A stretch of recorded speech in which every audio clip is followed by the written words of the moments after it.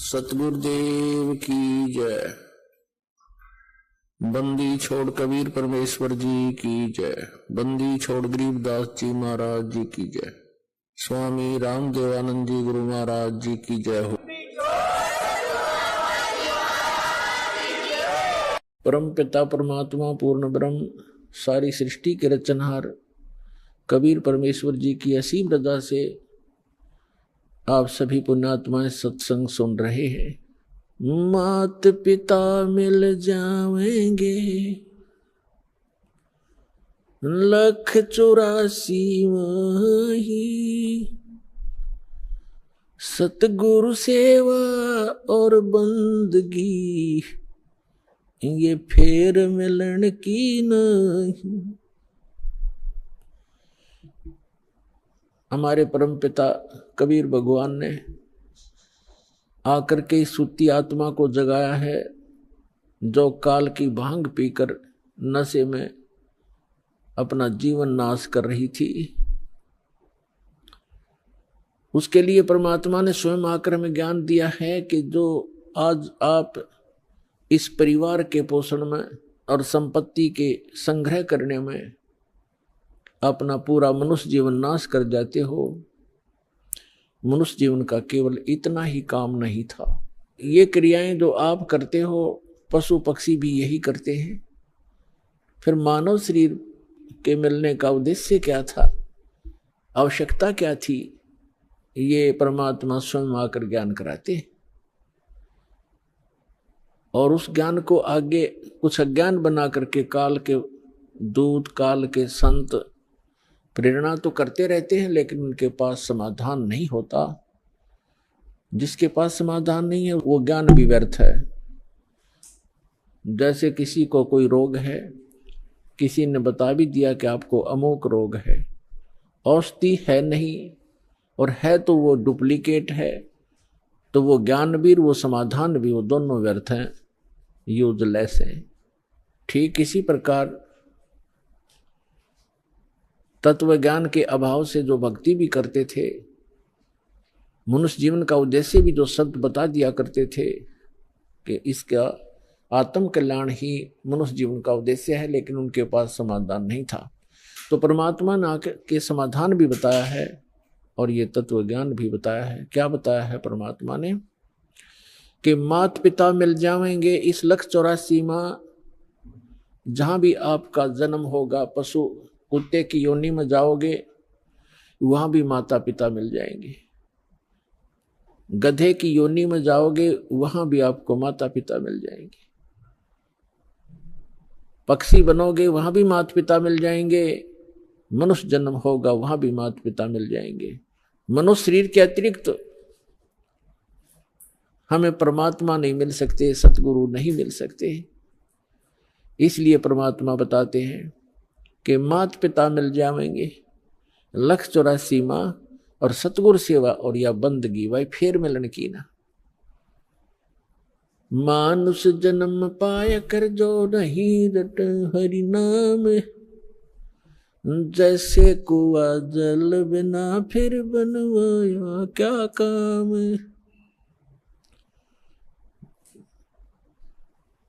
जिस कूप में, जिस कुएं के अंदर जल नहीं है, ऊपर से उसकी कितनी अच्छी चित्रकारी है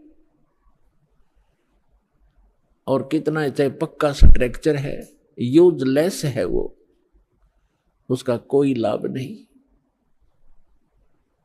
उसमें जल नहीं है। तो इसी प्रकार जो मनुष्य जीवन प्राप्त प्राणी कितना ही उच्च पोस्ट प्राप्त है, कितना ही उसका सुंदर शरीर है, यदि उसमें भक्ति नहीं, सत्य भक्ति नहीं है, तो ऐसा है जैसे जल रहित कूप होता है। मानुष जन्म पाय कर जो नहीं रटे हरि नाम, जैसे कुआ जल बिना बनवाया क्या काम। मानुष जन्म दुर्लभ है ये मिले न बारंबार, जैसे तरवर से पत्ता टूट गिरे वो बोर न लगता डर। इसके लिए परमात्मा हमें याद दिलाते हैं आपके पास मानव शरीर भी है और आपको सतगुरु भी मिल गए हैं। तो फिर क्या बताते हैं कि समझा है तो सिरधर पाओ, बहुर नहीं रे ऐसा दाव। फिर परमात्मा हमें याद दिलाते हैं कि राम नाम रटते रहो जब तक घट में प्राण, कभू तो दीन दयाल के है भनक पड़ेगी कान। आज कहे मैं काल भजूं और काल कहे फिर काल, आज काल के करते ही तेरा समय जावेगा चाल। आज कला लीजियो कल किसको होई, यो तन मट्टी में मिले है जाने सब कोई। काल करे सो आज करे, आज करे सो अब, पल में प्रलय हो जागी भाई फिर करोगे कब। आज कला लीजियो कल किसको होई, ये तो न मट्टी में मिले है जाने सब कोई। लखी करोड़ी चले गए बहु जोड़े खजाना, जातन चंदन लेपते सो धरे मसाना। अस्थि घोड़े पाल की दल बल बहु साजा, वो 1.25 लाख संगी गए वो रावण से राजा। लखी करोड़ी चले गए बहु जोड़े खजाना, जातन चंदन लेपते सो धरे मसाना। अस्थि घोड़े पाल की दल बल बहु साजा, 1.25 लाख संगी गए वो रावण से राजा। कुंभकर्ण से वीर थे वो लंका छत्रधारी, बिना नाम वंश डूबेगा न्यो समझावे नारी। विभीषण पद भेद दिया वो निर्गुण निर्वाणा, रावण दुई बिसार रे तज गर्भ गुमाना। बड़चक विकाल चक्कर पड़े जिन नाम बिसारा, कंस के सी चाणोर से धर बाल पछारा। हिरणा कुछ समझा नहीं प्रहलाद पढ़ावे, उधर विनाशा आन के तब कौन छुटावे। जरासंध से मारिया और सहसरा बाहू, ग्रह से गज छुटाई या निज नाम है साहू। दुशासन पर ले गए वो 71 भाई, दुर्योधन की देह को तन गीद ना खाई। सूक्ष्म रूप धर कर किनी कबीर सहाय, कृष्ण को तो महिमा दीनी है सतबाए। सूक्ष्म रूप धर कर किन्नी कबीर सहाय, श्री कृष्ण को तो महिमा केवल दीनी है सतबाए। मोक्ष मुक्ति सतनाम से भजली जो सोई, अगम दीप सतलोक में तब बसा होई। 88 दीप में उत्पत्ति की खानी, दास गरीब सत भक्ति मिले तब सथिर होत प्राणी।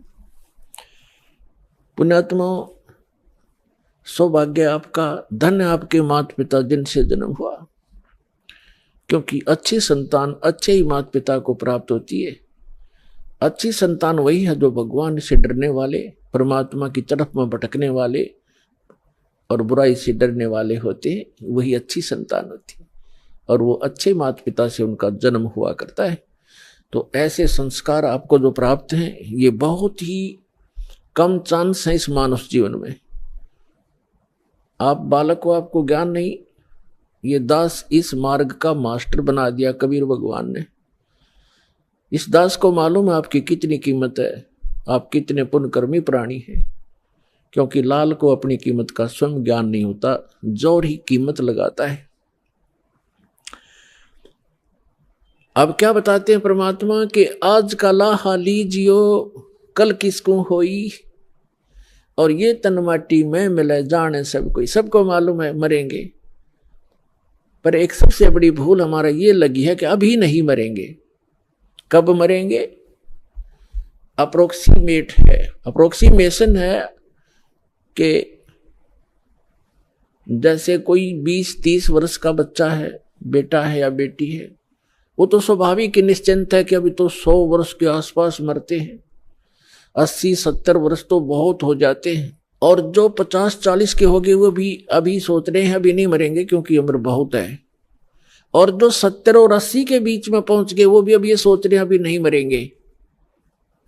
और जो 90 के आसपास हैं वो भी यही सोच कर जी रहे हैं अभी हो सकता है और 10-5 वर्ष और हो। लेकिन हम उसमें भूल जाते हैं 10 वर्ष के बालक, 2 वर्ष के बच्चे, गर्भ के अंदर भी 1 वर्ष का, 6 महीने के, 20 वर्ष के, 30 वर्ष के, कोई किसी कारण से 50 और 40 वर्ष के, ये सब मृत्यु को प्राप्त हो रहे हैं।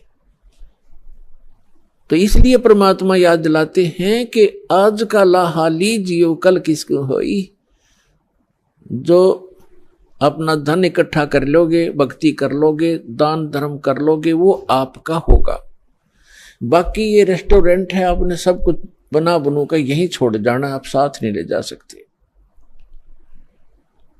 तो क्या ले जाना है हमने? जैसे हम विदेश गए हैं, स्वदेश आना है, तो हम विदेश की करेंसी यहां ले भी आएंगे तो वो काम नहीं करेगी, उसको हमने चेंज कराना पड़ेगा। उस करेंसी को हमने अपने स्वदेश वाली करेंसी में चेंज कराना पड़ेगा, तब वो हमारा काम आओगी ना। तो कागज है, एक नए पैसे का भी नहीं है। इसलिए हम यहां विदेश में रह रहे हैं, ये पृथ्वी एक विदेश है, काल का लोक ये विदेश है, पृथ्वी उसका एक शहर समझो, 21 ब्रह्मांड है उसका पूरा राज्य साम्राज्य है। हम सतलोक से यहाँ आ गए हैं, वापस जाने की अब तैयारी कर रहे हैं, तो हम यहाँ की कोई वस्तु नहीं ले जा सकते। इसके लिए हमने करेंसी चेंज करानी पड़ेगी। वो करेंसी कैसे चेंज होएगी? जैसे आप दान करोगे, वो दान फिर पैसा जो है वो दान में बदल जाएगा, और दान से फिर धर्म बनेगा, और धर्म बनकर आपकी किस्मत में लिखा जाएगा। उतना ही अकाउंट आपको उस विदेश में, अपने स्वदेश में मिलेगा। ये आपकी करेंसी चेंज करानी है। तो इसको जितना आप करा पाओगे वो आपका, और जो करेंसी चेंज नहीं करा पाए वो इस काल की यहीं छोड़ के आनी पड़ेगी आपको। इसके लिए क्या बताते हैं? लखी करोड़ी चले गए बहु जोड़ खजाना, और जातन चंदन लेपते सो धरे मसाना। राजा लोग, सेठ लोग, साहूकार होते थे।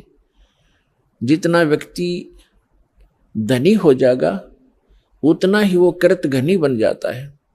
ये माया का गुण है।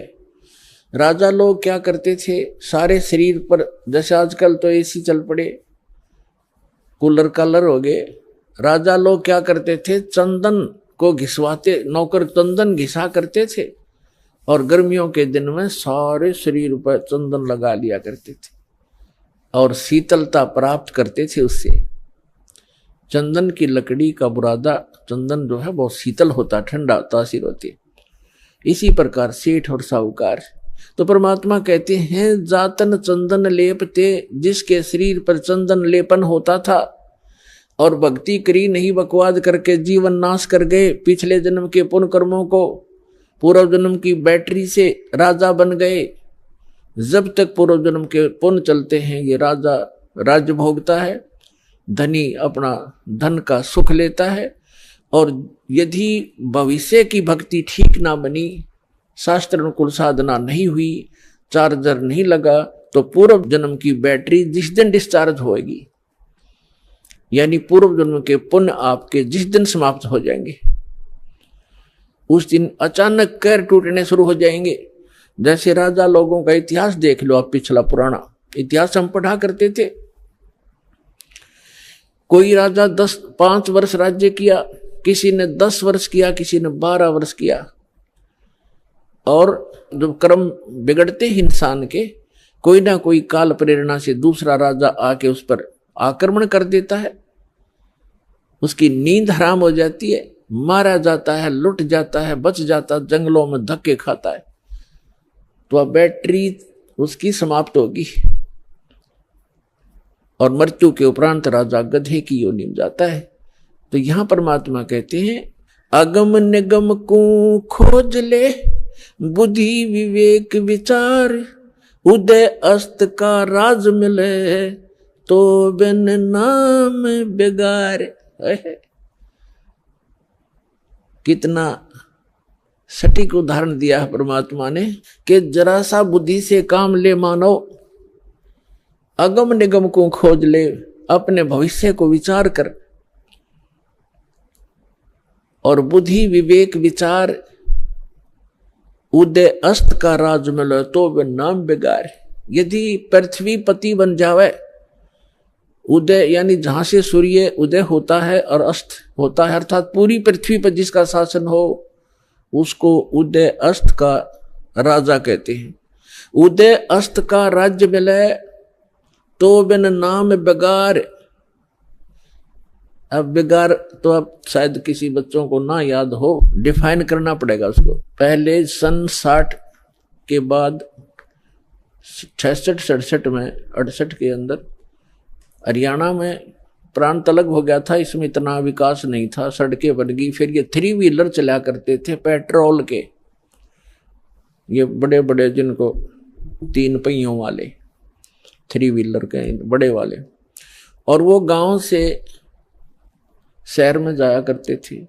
हमारे गांव से 2 3 व्हीलर चला करते थे। एक दिन नहीं आया तो दूसरे ने पूछा कि कल क्या बात होगी, कुशल तो है, आए नहीं। तो उसने कहा कि कल मैं बेगार में फंस गया था। बेगार क्या होती थी? पहले पुलिस वालों के पास ये अपने सरकारी व्हीकल नहीं होते थे, जीप वगैरह, ये ऐसे ही किसी की जीप पकड़ लेते, एक दिन किसी का 3 व्हीलर पकड़ लेते, कोई 4 व्हीलर जबरदस्ती ले लेते, और उसको सारा दिन अपना जो भी उनके काम होते 10-5 गांवों में, कितना रेड मारनी होती, कितना शराब पकड़नी होती, कोई चोर पकड़ना होता या क्रिमिनल आदमी पकड़ने होते, तो उनको ले जाते थे। वो पेट्रोल भी अपने पल्ले से डाला करता व्हीकल वाला, और सारा दिन उसका पहिया नहीं टेकने देते।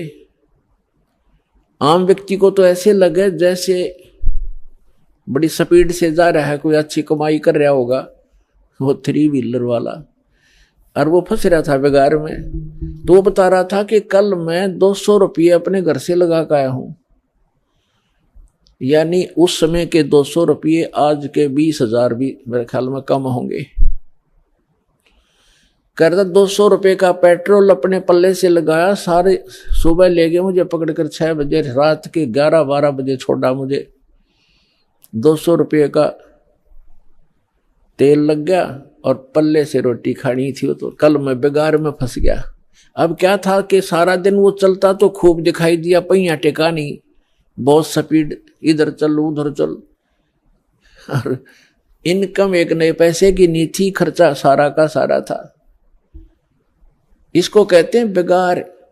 तो जो राजा लोग या सेठ या अन्य कोई भी व्यक्ति समझो, अब जब राजा को ही इसलिए लिया जाता है, बाकी अन्य नागरिक तो अपने औकात से परिचित हो जाते हैं। जब राजा भी जो भक्ति नहीं करता, वो भी बिगाड़ कर रहा है, तो आम व्यक्ति भी उससे अपनी तुलना कर सकता है कि जो भक्ति नहीं करता और केवल माया जोड़न में लाग रहा है, तो वो राजा पूर्व जन्म की जो पुण्य कर्मों की कमाई थी, उसके आधार से, उस पूंजी से उसके खूब ठाठ बाट दिखाई देते हैं, जय जयकार हो रही है, जहां जाते हैं माला डालने वाले और जयकार करने वाले हैं, बैंड बाजा बजाने वाले खूब हैं उसके आगे पीछे। और वो भोली आत्मा अपने पूर्व जन्म की वो बैटरी को, अपने पूर्व जन्म की कमाई को समाप्त कर रहा है, आगे चार्जर है नहीं, यानी भविष्य की भक्ति वो कर नहीं रहा, तो वो राजा बेगार कर रहा, बेगार अपनी पूंजी को नाश कर रहा है और पल की चैन नहीं। तो यहां गरीबदास साहिब जी परमात्मा से प्राप्त ज्ञान के आधार से कहते हैं, अगम निगम को खोज ले, बुद्धि विवेक विचार, उदय अस्त का राज मिले, तो बिन नाम बेगार। पुण्यात्माओं, कलेजा हिल जाए इंसान का, जरा सा सोधी में हो, जरा सा भी विवेक रखता हो। हमारी बुद्धि पर पत्थर पड़ चुके हैं, हम पूर्ण रूप से कितने विद्वान पाक रहे हो, चाहे इंजीनियर बन गए हैं, चाहे हम डॉक्टर बन गए और चाहे प्रधानमंत्री बन गए, हम भक्ति मार्ग में शून्य है, अध्यात्म मार्ग हमारा शून्य है। और किसी की पूर्व जन्म की प्रेरणा से वो की ट्राई भी कर रहा है, तो वो केवल डले ढो रहा है शास्त्र विरुद्ध साधना करके। तो सौभाग्य आपका, आपको एक ज्ञान सुनने को मिला। धन्यवाद करा करो उस परम पिता भगवान कबीर साहिब का कि ये ज्ञान आप तक पहुंच चुका है। इस दास को पता है, या मेरे साथ जब से लगे हैं आपके भाई बहन कितना संघर्ष करके आप तक ये ज्ञान पहुंचाया। न ये काल के दूत, ये दुष्ट लोग इस ज्ञान को ऊपर नहीं आने दे रहे थे। 600 वर्ष पहले परमात्मा आकर चले गए, क्योंकि अशिक्षित थे हमारे पूर्वज, और इन दुष्ट लोगों ने हमारे तक वो परमात्मा का ज्ञान नहीं आने दिया। ये कहकर के कबीर तो अशिक्षित है, ये ब्रह्मा विष्णु महेश की निंदा करता है, ये देवताओं की निंदा करता है, इसको मारो पत्थर, इसको भगा दो। और जब से इस दास पर दया हुई परमात्मा की, दास की नींद खुली और ये तत्व ज्ञान हुआ, उसी दिन से बेचैनी बन गई। जिसको समझाऊं उल्टा पड़े। कबीर साहब कहते हैं, साच कहूं जग मारण आवे, और झूठ कही ना जाइयो, और सच न पूरा पावते, झूठों जगपति आइयो। तो पुण्यात्मा, सन 1994 में परम पूज्य मेरे गुरुदेव जी ने नाम देने का आदेश दिया था। उस दिन से आज तक ये दास जानता है कि कितने संघर्ष करके आप तक परमात्मा का यू ज्ञान पहुंचा पाया हूं। इन दुष्ट लोगों ने इतने बाधाएं की, जेल तक भेज दिया, झूठे केस बनाकर, झूठी अफवाहें फैलाकर, रामपाल गुंडा है, भुंडा है, नोना बताया 1 नंबर का आदमी है और सारे विश्व के कल्याण के लिए प्रयत्नशील है।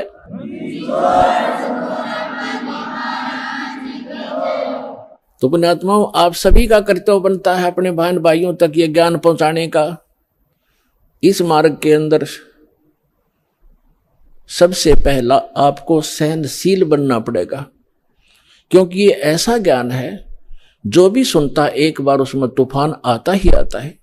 जैसे आप अपने छोटे भाई बहन को या बच्चे को कोई मेडिसिन खिलाते हो और उसकी जीभ पर रखते वो थूक भी देता है और रोता भी है और अपने माता पिता के कपड़े भी पकड़ देता है, मेरा मुंह खराब हो गया, कोई बात नहीं, प्यार से, वो अपना ही तो है, जो ऐसा कुछ कर रहा है विरोध वो अपना ही था, उसी के प्रयत्न कर रहे हैं, उसी के लिए आप उनकी जीवन रक्षा के लिए। तो उसको फिर धीरे धीरे वो टैबलेट इंजेक्शन वो लाने पड़ेंगे, उसको खिलाना ही पड़ेगा, तो तब जा करके वो स्वस्थ होगा। तो इसलिए प्रत्येक का कर्तव्य बनता है परमात्मा के इस मार्ग में सहयोग देने का। लेकिन इस मार्ग के अंदर हम भक्त हैं, भक्त का लड़ाई करना फर्ज नहीं होता। परमात्मा खुद आए थे और उनके साथ कितनी बदतमीजियां की थी, उस परमेश्वर कबीर जी ने किसी को बद्दुआ भी नहीं दी। ऐसे बदसलूक किए थे, कभी बताया करेंगे, क्योंकि पहले तो आपको ये ज्ञान समझाते हैं, वेद पुराण गीता से आपको परिचित कराते हैं, ताकि फिर आपकी बुद्धि ये स्वीकार कर ले वह कि कबीर इज गॉड। जिस दिन आपको यह समझ में आ जाएगा कबीर इज गॉड, वो धानक रूप रहा करतार, काशी वाला धानक, ये समर्थ शक्ति है तो है ही, लेकिन हमारी समझ में जिस दिन आ जाएगा, फिर उसके बाद परमात्मा की केवल वो महिमा सुनाया करेंगे परमात्मा की अमर वाणी से आपकी आत्मा भी भोर हो जाया करेगी, आंखों से आंसू पड़ा करेंगे। और उसके बावजूद इतना कुछ तंग किया मालिक को, उनकी कथा कभी सुनते हैं पढ़ते हैं तो आंखों से आंसू नहीं रुकते, कलेजा फटने को हो जाता है। और एक सबसे बड़ी बात ये देखिए, उनको परमात्मा ने किसी को बद्दुआ तक नहीं दी, नहीं तो वो समर्थ हैं 1 सेकंड में पृथ्वी को नाश कर दें, दूसरी सेकंड में एज इट इज धर दें, ये इतने सक्षम है कबीर भगवान। लेकिन उन्होंने उनको बद्दुआ नहीं दी, क्योंकि वो उनको मालूम था कि ये मेरे ही बच्चे हैं, इन्होंने भांग पी रखी है काल भगवान की, और इन दुष्ट लोगों ने मेरे बच्चों को बेरा विरोधी बना दिया है काल के दूतों ने। और वो काल के दूत कौन है? वो गुरु पद पे, वो भी तो परमात्मा के बच्चे हैं। तो पुण्यात्मा, जब आपकी बुद्धि, आपका विचार सतर इतना ऊपर उठ जाएगा तब हम आगे बढ़ पाएंगे। ना तो रोज की किसी गेल मरले लड़के ये तो तैयार बैठे हैं। तो हमने अपने मिशन को सफल भी करना है, अपने आप को बचा कर भी रखना है, और परमात्मा के ज्ञान को उसके बच्चों तक पहुंचाना है। कहते हैं आत्म प्राण उद्धार ही ऐसा धर्म नहीं, और जीव का उद्धार करा दे इससे बड़ा कोई पुण्य नहीं है। देखो, पुण्य तो वो भी है जैसे पक्षियों को दाने डाल दिए, कोई गौशाला धर्मशाला बनवा दी, कोई कुआं खुदवा दिया है, कोई बाग बगीचे लगा दिए, कोई भंडारे कर दिए, वो तो अच्छी बात है, कर दिए। और जैसे आज तो आपने पक्षियों को दाने डाल दिए, और वो पक्षी अगले जन्म में बन गया सूअर, फिर क्या डालेंगे? आज तो हमने उस पशु के लिए गौशाला बनवा दी, गऊ है, और अगले जन्म में वो सूअर बन गई, सूअरी बन गई, फिर क्या क्या सेवा करेंगे इसकी? तो उसका एक तरीका बताया कि जो मानव शरीरधारी प्राणी है इसमें उद्धार हो जाएगा इनका, इस परमात्मा की शरण माने से, कबीर भगवान की शरण माने से या सतभक्ति करने से उस आत्मा का फिर उद्धार हो जाएगा। वो ना गधा बने, ना पशु बने, ना सूअर बने, और फिर सतलोक चली जाएगी। अब कितना झंझट मिट गया। अब कहते हैं सतगुरु के उपदेश का लाया एक विचार, जय सतगुरु मिलते नहीं ही जाते नरक द्वार। नरक द्वार में दूत सब करते खेचा ताण, उनसे कभू ना छूटता फिर फिरता चारों खान। चार खानी में भ्रमता कभू न लगता पार, सो फेरा सब मिट गया हमारे सतगुरु के उपकार। क्या बताना चाहते हैं कि एक जीव को, एक मानव शरीरधारी प्राणी को और परमात्मा की शरण में ला देने से, ये सतभक्ति प्राप्त करवा देने से उस लाने वाले को इतना पुण्य होगा जैसे करोड़ गौओं को कसाई से कटने से बचा कर और चरागाह में छोड़ देने का होता है। इतना पुण्य उस मार्गदर्शक को होगा जो सतलोक आश्रम बरवाला का राह बता देगा, यहाँ का ज्ञान सुना देगा, उस जीव को यहाँ नाम दिला देगा।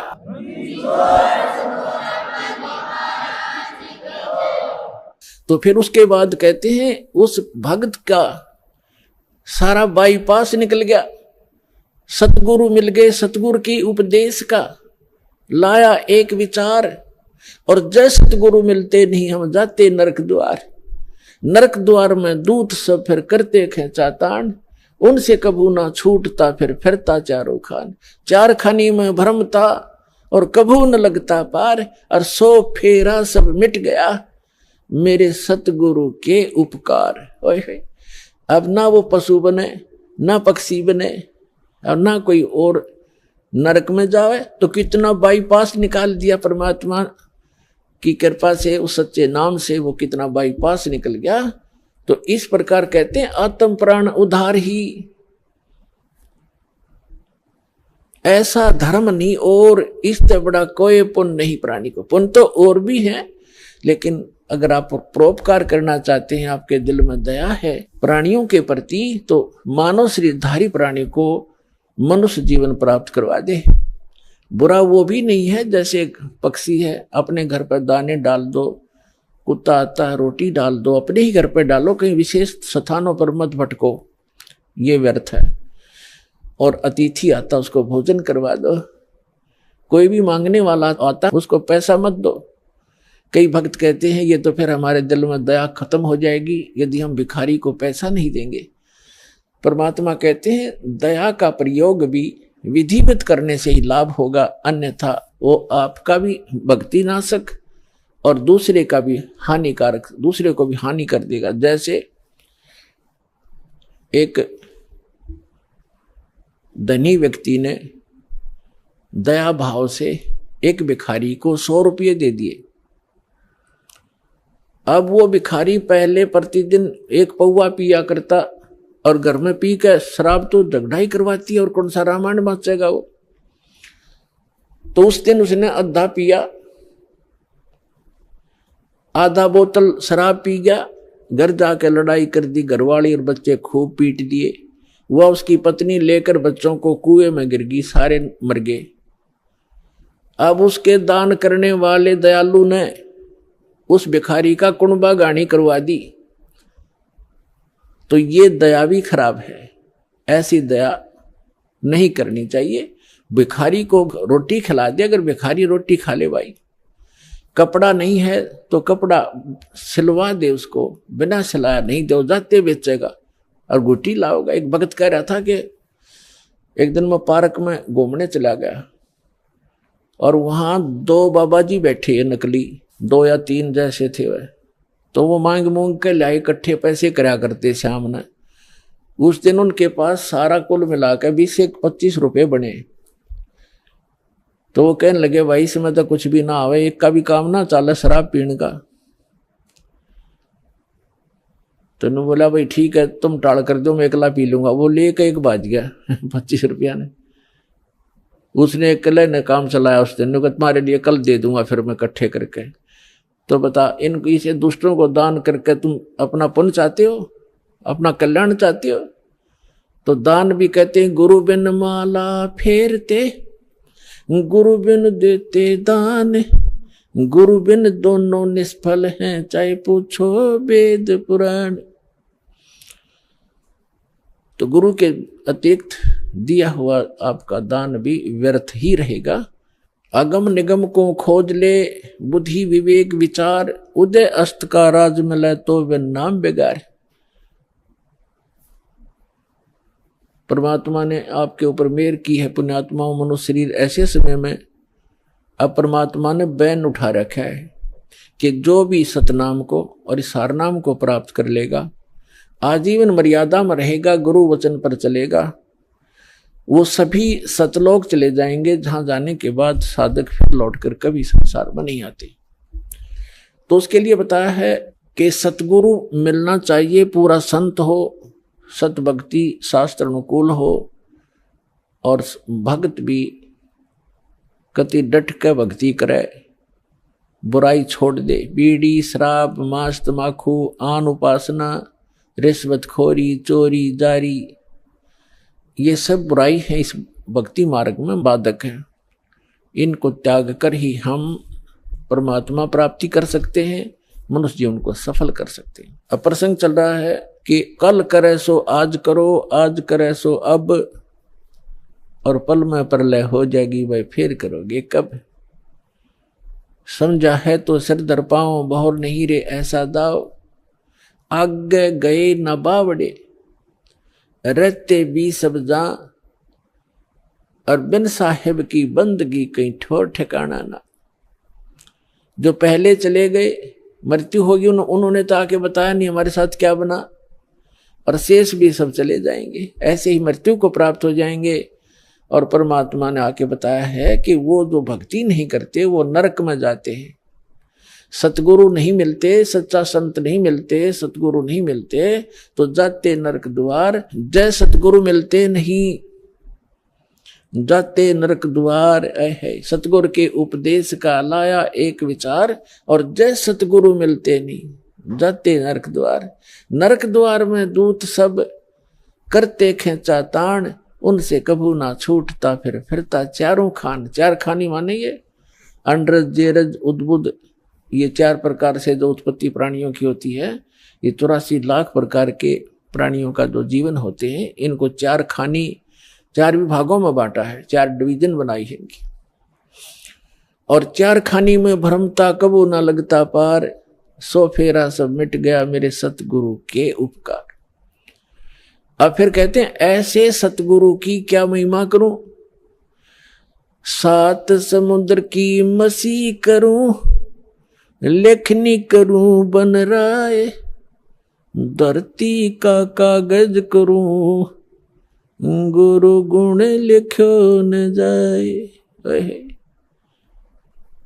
अपना आत्मा, आप तो बालक हो, आपको तो अपनी बनाई खीर मिल गई, ना धूमे माख फूटी और ना कोई आंच लगी। आपको तो परमात्मा ये बना के धर के गए थे, यो ज्ञान, तत्व ज्ञान। लेकिन इन काल के दूतों का ना तो गीता पढ़ने वालों को गीता समझ में आई, वेद पढ़ने वालों का वेद समझ में आए नहीं, पुराण पढ़ने वालों को पुराण समझ में आई नहीं, और कुरान पढ़ने वालों को कुरान समझ में आई नहीं, बाइबल पढ़ने वालों को बाइबल को का ज्ञान नहीं हुआ, और कबीर परमेश्वर की वाणी पढ़ने वाले इन कबीर पंथियों को परमेश्वर की वाणी का इनको समझ नहीं आया। तो ये परमात्मा आपको बना कर दरगे सारा ज्ञान है। वो कहते हैं गुड बेटर बेस्ट, आप वो बेस्ट क्वालिटी की आत्मा हो परमात्मा की, जिनको सतलोक आश्रम बरवाला में ये सतनाम और सारनाम प्राप्त हो रहा है। तो आपके लिए सारा प्रयत्न हो रहा है।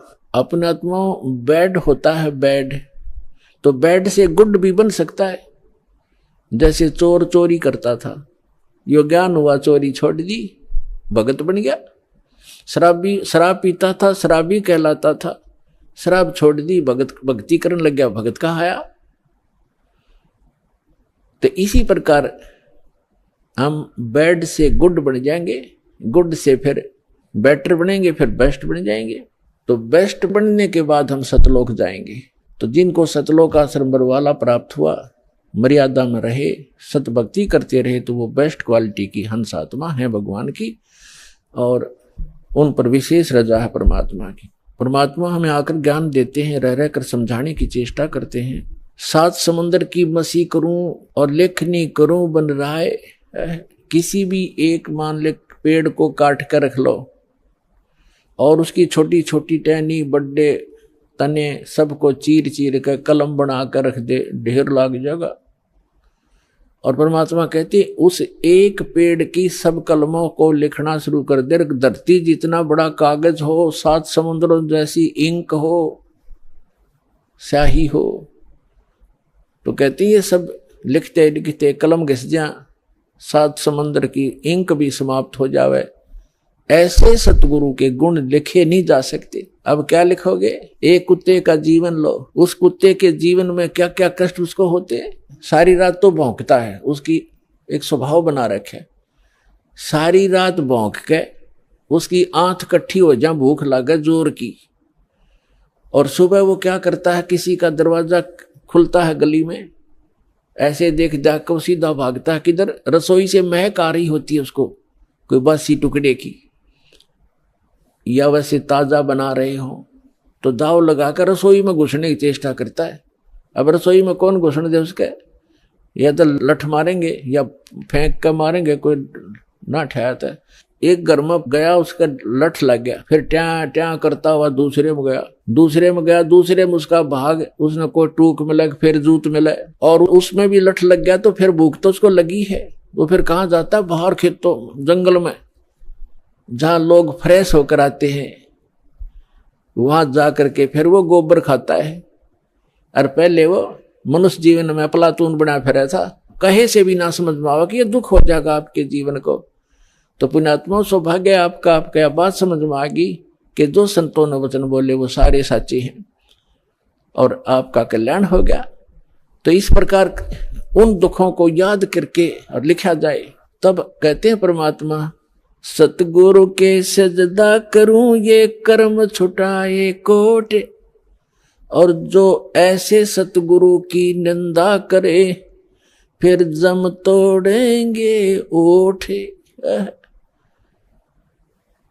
परमात्मा अपनी महिमा बताते हैं, और अपने दास को जो वो भेजते हैं उसके बारे में बताना चाहते हैं कि सतगुरु के सजदा करूं, कुर्बान हो जाऊं उस संत के ऊपर जिसने कर्म छुटाए कोट, बीड़ी शराब मांस तमाकू भूकी सुल्फाब गांजा भांग और ये चोरी जारी बुराई बकवास छुटवा दी जो हम सने पड़े थे गंदों में, निर्मल किया और फिर सतनाम दिया। कहते हैं सतगुरु के सजदा करो, ये कर्म छुटाए कोट। और ऐसे संत की जो निंदा करे कहते फिर जम तोड़ेंगे होठ, यम के दूत ऐसे मारेंगे लठ, होठों पर लगे चाहे सिर में लगे, वह आगा पीछा नहीं देखेंगे ऐसे व्यक्तियों के। तो यहां परमात्मा कहते हैं गुरु मानुष कर जानते, ऐसे संत को कहते हैं मानुष मत गिनना। वैसे तो पुण्यात्माओं भगवान तो भगवान ही होता है, और वो भगवान वो परमात्मा स्वयं भी आते हैं एज ए गुरु एक लीला करने के लिए। और जब वो स्वयं आए थे उसमें हम यही मार खा गए थे ना। 64 लाख से सोना एक गरीब आदमी का, एक झोपड़ी में बैठ के कपड़ा बुनने वाले व्यक्ति के 64 लाख सेस हो जाना, ये एक अजूबा है जैसे हमारी बुद्धि काम करती होता है। लेकिन उस समय परमात्मा जिसको भी नाम देते थे, आशीर्वाद देते थे, उनके दुख दूर हो जाते थे, भूत भाग जाते थे। कहते हैं सतगुरु दो चावै सो कर ही, 14 कोट दूत जम डर ही, ऊत भूत जम त्रास निवारे और चित्रगुप्त के कागज पाड़े। ये समर्थ कबीर भगवान है। ये आपके ऊत भूत किसी प्रकार का भी आपके ऊपर 3 ताप का दुख हो, प्रेत बाधा हो, पितृ बाधा है या कोई जिंद बाधा है, अब प्रधानमंत्री के सामने फिर चोर कैसे रुकेंगे? उसके साथ तो बहुत घने बॉडीगार्ड होते हैं। तो जो भक्ति ना करके शरीर छोड़ के वो भगवान के चोर हैं। जिन हर की चोरी करी और गए राम गुण भूल, ते बिदना बागुल किए रहे उर्द मुख चूर। तो ये परमात्मा ऊत भूत जमतरास निवार है। यम के दूत भी निकट नहीं आ सकते। कहते सतगुर सरना आए के। और धर्मराज डर कैसा? धर्मराज कहते ये नौकर हैं यम के दूत जो आकर सताते हैं, चाहे प्रधानमंत्री हो, मृत्यु के बाद बक्कल तार देंगे, पकड़ के ले जाएंगे, टीटवी गले से पकड़ लेते हैं, बाजू पकड़ लेते हैं, घसीट कर ले जाते हैं। जिसके पास भक्ति धन नहीं उससे यम के दूत नहीं डरते। और समर्थ साथ नहीं है तो कबीर परमात्मा ये समर्थ भगवान है, अनंत कोट ब्रह्मांड के स्वामी है। तो यह बताते हैं सतगुरु की शरण में आकर फिर धर्मराज का भी डर नहीं, यम के दूत की तो बातें छोड़ो तुम। तो पुण्यात्मा उस झोपड़ी में बैठे व्यक्ति का और कपड़ा बुनने वाला और उसके 64 लाख से सो जाना, और हमारी समझ में नहीं आए कि ये भगवान है। गले नहीं उतरी कि यू भगवान हो सकता है। और भगवान सिंगाड़ा होया करे, जिसका सींग सांग लग रहे हो या बंदूक बंदाख ले रखी हो। अरे जो दुख आप पर आपत्ति आई और दूर कर दी मालिक ने, और ऐसी भक्ति दी, आपका सारा सुख दे दिया। सब जो भी शरण में आए थे गिनती नहीं कर सकते इतने सुख दिए दाता ने।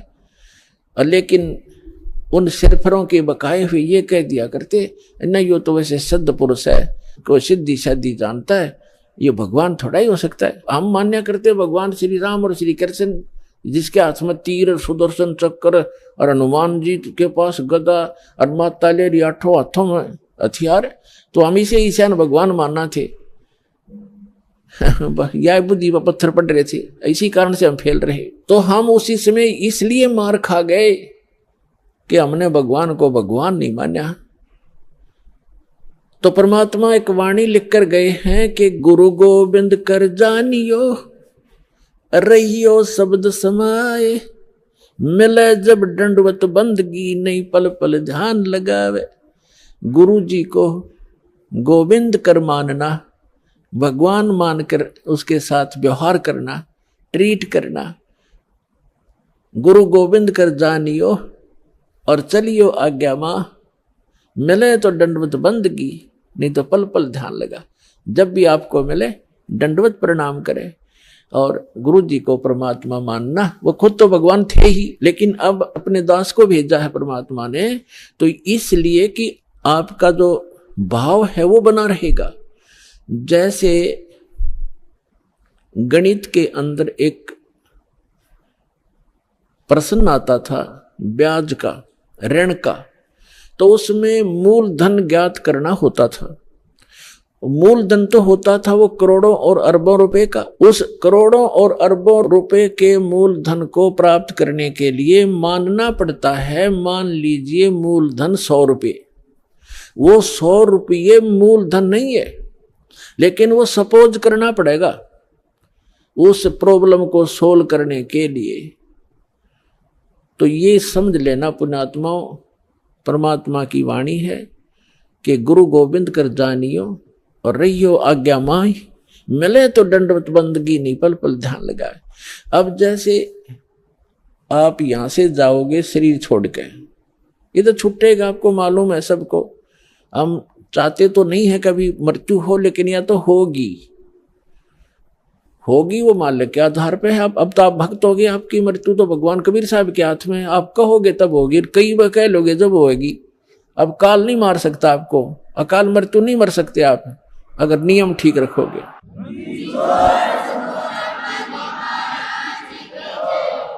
तो ये तो हमने यहां से जाना पड़ेगा।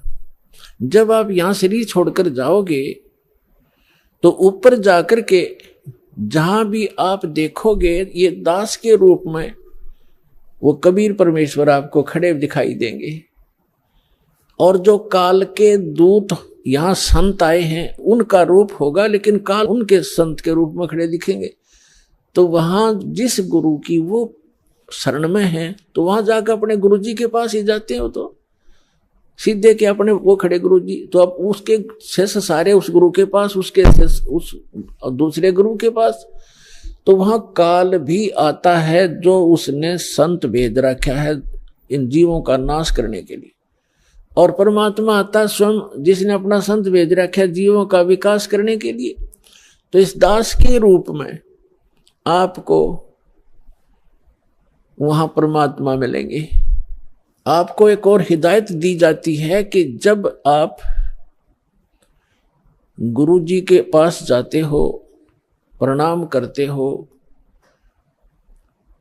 तो उसमें एक अभ्यास बनाओ कि सतनाम का सुमन अवश्य करें। प्रथम नाम मिला है तो प्रथम का अवश्य करें। जैसे प्रणाम करते करते भी आप एक सांस का सेवन आसानी से कर सकते हो। और उससे क्या होगा, जैसे यहां तो आपका अभ्यास बना रहेगा, भक्ति तो करनी है, तो उससे क्या होगा, जैसे आप वहां जाओगे, एक तिरकुटी, एक इंटरनेशनल एयरपोर्ट समझ लो तिरकुटी, जब वहां पहुंचोगे तो वहां आपको परमात्मा मिलेंगे इस दास के रूप में। और वहां काल भी धोखा देने के लिए इस दास का रूप बना सकता है। तो उसमें आप जी ने सिमरन करना है सतनाम का, क्योंकि वहां जाएगा वो तो सतनाम ही होगा आपके पास, सारनाम तो होगा ही होगा, सतनाम भी होगा। तो सतनाम का और सारनाम का जाप करना है। तो सतनाम का जाप करने मात्र से, और प्रथम मंत्र भी अगर प्राप्त है, इसमें प्रथम और लास्ट 2 मंत्र हैं इस 7 मंत्रों में, तो ये दोनों मंत्र भी गजब के मंत्र हैं। इनका भी जाप करने से क्या होगा, यदि सामने काल परमात्मा की बजाय स्वयं आकर के दास का रूप बनाकर खड़ा हो जाएगा, इस सिमरन से उसका तुरंत चेहरा बदल जाएगा, उसके ऊपर का आवरण हट जाएगा, उसकी वास्तविकता वो भूंडी शकल दिखाई देगी। फिर आप अपने आप दूर हो जाओगे, फिर इधर उधर देखोगे। अब थोड़ा सा एक प्रश्न सुनाते हैं आपको, क्योंकि सत्संग के अंदर बहुत से हिदायत देनी पड़ती है। तो ये सुमन करने से भी अगर शकल नहीं बदलती है तो आपके ओरिजिनल गुरुजी और ओरिजिनल गॉड है।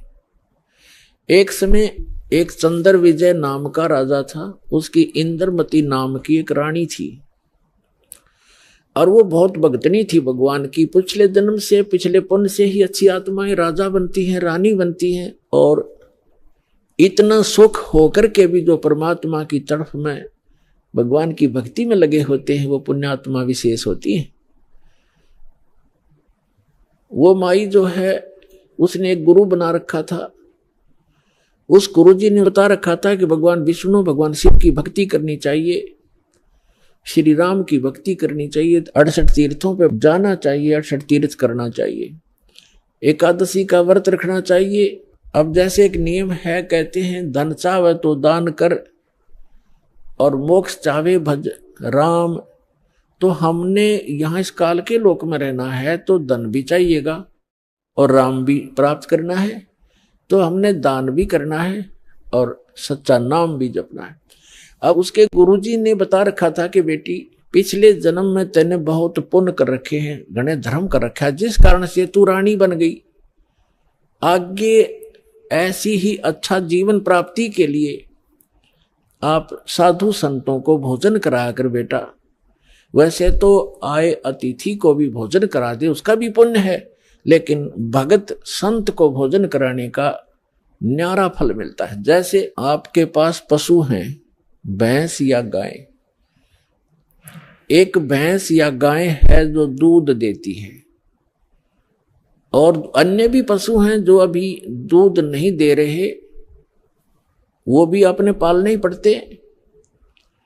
अब एक तो उस दूध ना दे रहे पशु को जो चारा दिया जाता है, आहार खिलाया जाता है, वो भी हमारा कर्तव्य बनता है।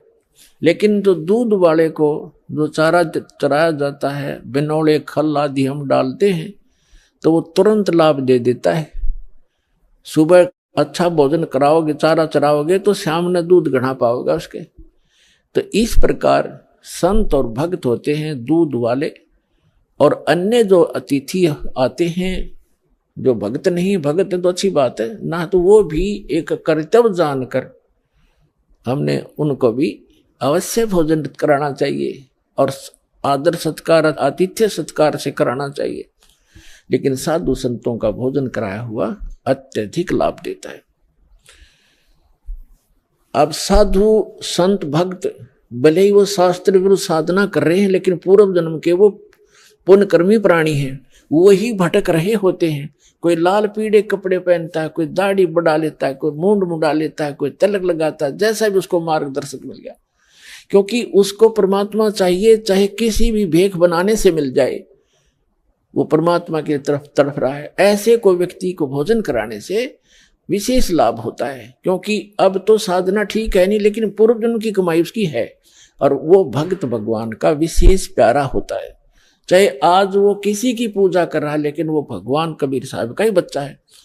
तो इसलिए ये एक नियम है। इस नियम के आधार से उस संत ने अपनी शिष्या इंद्रमती से कहा था कि बेटा साधु संतों को भोजन कराने से अगले जन्म में भी तू रानी बन जाएगी। अब इनको ज्ञान इतना ही था कि रानी बन जा, रानी कितनी बार बनेगी, फिर गद्दी भी तो बनेगी वो एक दिन। वो समस्या इनका समझ में नहीं आ रही थी, अकिया भी पड़े गले में। ठीक है, जितना उनको ज्ञान था उस रानी को ज्ञान उसने दे रखा था।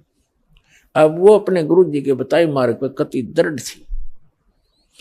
अब क्योंकि वो ऐसी पुण्यात्माएं कबीर साहब के बच्चे हैं, परमात्मा कहते हैं दो जन मेरी शरण है, ताका हूं मैं दास और गेल गेल ला गया फिरूं, साथ साथ फिरता रहता हूं जब तक धरती आकाश। आपको बहुत बार बताया, क्योंकि ये दातंग मार्ग है पुण्यात्माओं। आपने केवल कथाएं सुनी है, ये राम कृष्ण की, सुदामा और कृष्ण की, बेलनी और राम की, राम रावण की लड़ाई, महाभारत का युद्ध, ये भी एक इतिहास है, लेकिन ये अध्यात्म मार्ग नहीं था। अब ये है संपूर्ण अध्यात्म मार्ग ज्ञान, इसको बहुत प्रकार से समझाना पड़ता है। अब रानी ने जो भी गुरुजी ने बताया था उस पर दृढ़ होगी,